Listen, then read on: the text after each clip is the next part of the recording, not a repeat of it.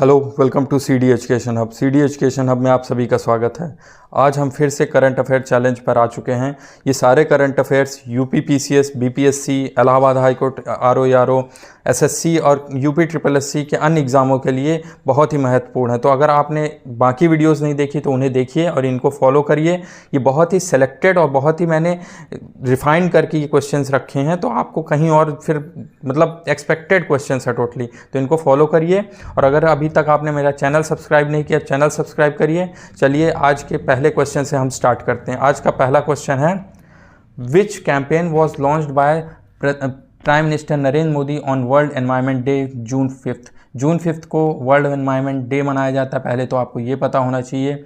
और साथ ही साथ वर्ल्ड एनवायरनमेंट डे की इस बार थीम क्या थी, जो कि अपने आप में एक क्वेश्चन है। इस बार की थीम थी land restoration, desertification and drought resilience.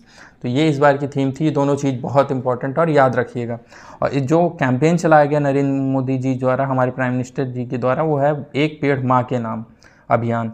तो ये याद रखिए, ये बहुत ही इंपॉर्टेंट क्वेश्चन है। इसमें से एक क्वेश्चन तो आ सकता है किसी भी एग्ज़ाम में। चलिए नेक्स्ट क्वेश्चन पर आते हैं। Who has been awarded Hindi Sahitya Bharati award. Hindi Sahitya Bharati award किसको दिया गया है, मतलब किसे इस बार प्रदान किया गया?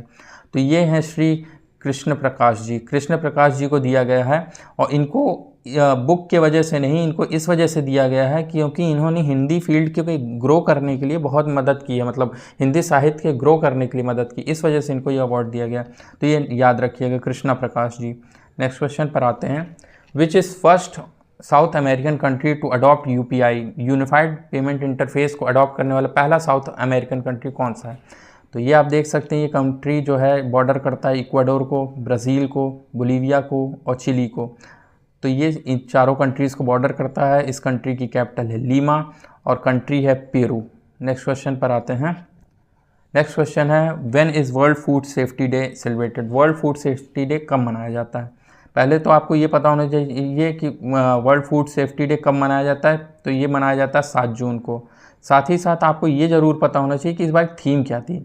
इस बार की थीम थी food safety prepare for unexpected. तो ये आप याद रख सकते हैं ऐसे कि जैसे फूड अनएक्सपेक्टेड कभी कभी आ जाता है, इस तरह से याद रख सकते हैं, prepare for the unexpected. Next question पर आते हैं। India will launch joint satellite mission तृष्णा विथ विच कंट्री। इंडिया ये जो तृष्णा मिशन है, ये किस कंट्री के साथ लॉन्च करेगा? तो ये जो कंट्री है जिसके साथ लॉन्च कर रहा है वो है फ्रांस। ये एक कोलैबोरेशन है इंडिया और फ्रांस का, तृष्णा मिशन। नेक्स्ट क्वेश्चन पर आते हैं। Oleg Kononenko became the first person to complete 1000 days in space. Oleg Kononenko belongs to which country? So ये इन्होंने 1000 दिन स्पेस में बिताए हैं। ये किस देश के हैं, मतलब किस देश के हैं? तो ये है रशिया। रशिया की कैपिटल आपको पता है मॉस्को, और वहाँ की एक बहुत ही फेमस रिवर है जहाँ जो मॉस्को से गुजरती है। उस रिवर का नाम आप कमेंट सेक्शन पर मेंशन कर सकते हैं। नेक्स्ट क्वेश्चन पर आते हैं। Australia has decided to include non-Australian citizens of the Five Eyes Alliance in its military forces. Which country is not included in the Five Eyes Alliance? Five Eyes Alliance में कौन सी country included नहीं है? तो ये Five Eyes Alliance की countries हैं, ये आप देख सकते हैं। US, Canada, UK, Australia, New Zealand, ये सारी Five Eyes के अलायंस का ग्रुप है। तो आपको याद रहना चाहिए क्योंकि बहुत न्यूज़ में था। तो जो इसका आंसर होगा वैसे कि कौन सी नहीं है कंट्री, तो आप देख सकते हैं फ्रांस नहीं है। नेक्स्ट क्वेश्चन पर आते हैं। नेक्स्ट क्वेश्चन है, recently state of ocean report 2024 was release by home. State of ocean report 2024 किसके द्वारा रिलीज़ की गई है?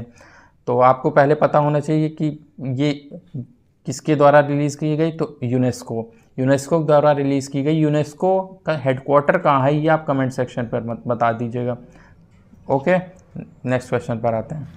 Which country has emerged as India's third largest export destination in 2023-24 यानी 2023-24?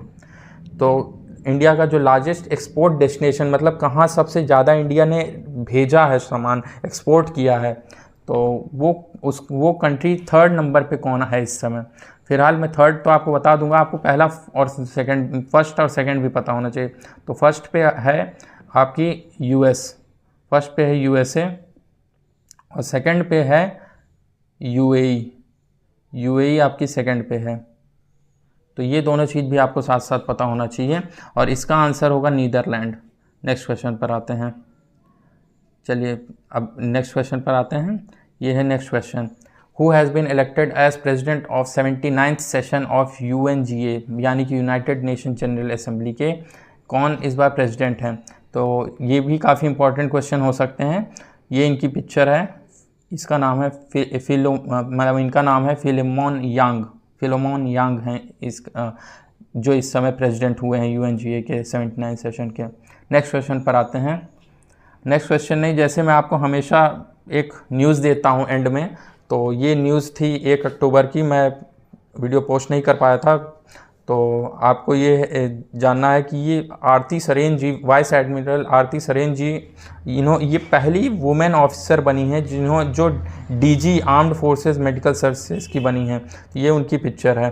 तो आज के आपके करंट अफेयर यहीं ख़त्म होते हैं। अगर अभी तक आपने मेरा चैनल सब्सक्राइब नहीं किया, चैनल सब्सक्राइब करें और इसी तरह जुड़े रहें। धन्यवाद।